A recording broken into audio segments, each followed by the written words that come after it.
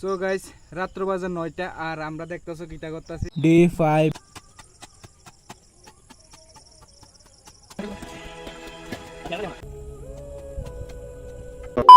So friends finally আমরা কোন জায়গাতে আছি আমরা আজকে একটা মাড়ে নিচে একটা বাংকার বানাবো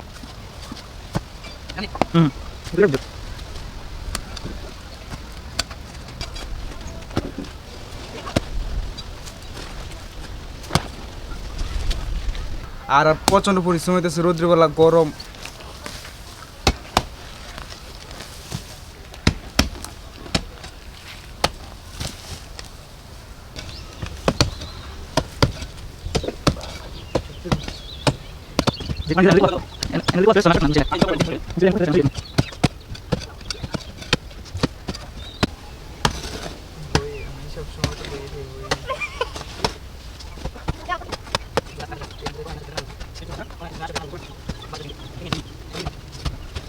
সো ফ্রেন্ডস ফাইনালি বিগত 2 ঘন্টা মাটি কাটার পর আমরা 4 জনে মিলে 2 ঘন্টা ধরে মাটি কাটছি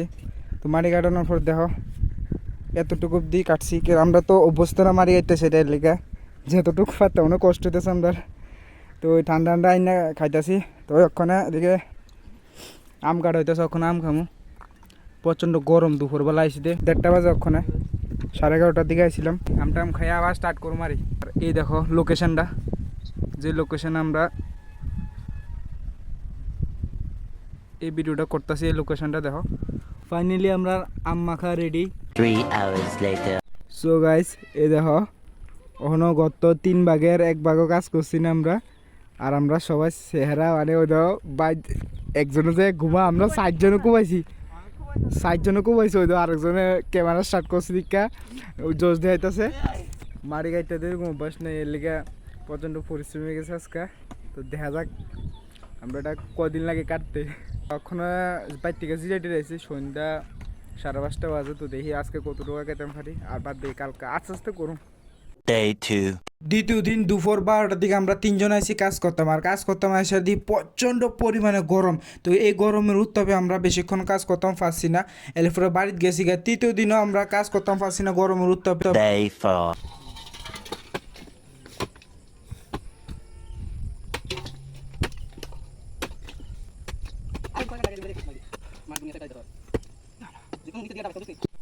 তখন পুরাটাকে সমান মিল দিয়ে একটা এরপরে মাপ দিয়ে এরপর আবার এক সাইড থাকবো আর এক সাইড থাকবো বল আগে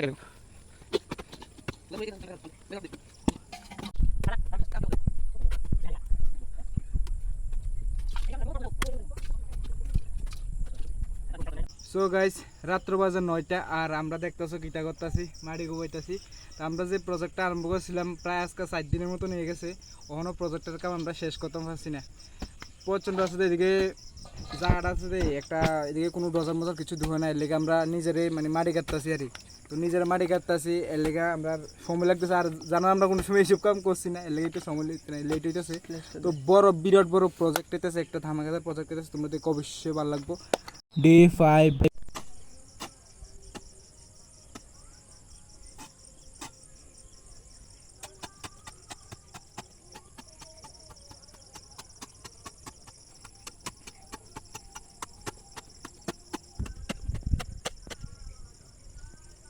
D6 পারছ না তুই সর বিশাল রিং লাইটের সামনে দিয়ে মোবাইলটা আরেক সাইডে কত বললাস না প্রথম 2 দিন আমরা দিনের বেলা কাম করছি আর দিনের বেলা যে প্রচণ্ড পরিমাণে গরম আমরা কাজে তো একটা আগ গাইছে না আর চতুর্থ দিনের থেকে আমরা প্ল্যান করছি যে রাত্রেবেলা কাজ করুম এলাকা চতুর্থ দিন আর পঞ্চম দিন আমরা লোক অনেকজন মানুষ এসে আমরা হেল্প করতো এলাকা চতুর্থ দিন আর পঞ্চম দিন প্রচণ্ড পরিমাণে কাজ আগ গাইছে আর বেশি দিন নাই 1-2 দিনের মধ্যে কাজটা কমপ্লিট হয়ে যাব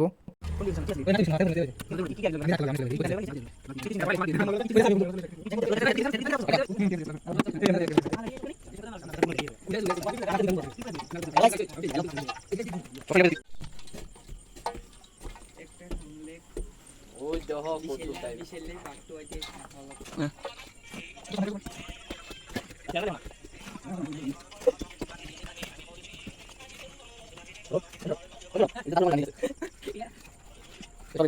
ডে 7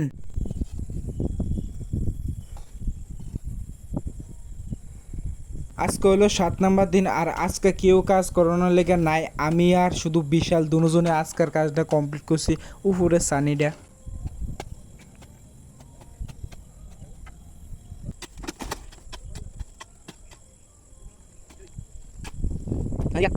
ডে 8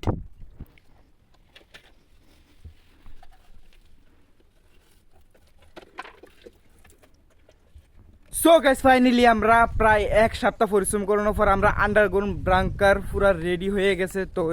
দেখাইতেছি তোমরা বাংকারটা ওখানে এই দেখো, এই হলো আমাদের বাংকার পুরা রেডি হয়ে গেছে।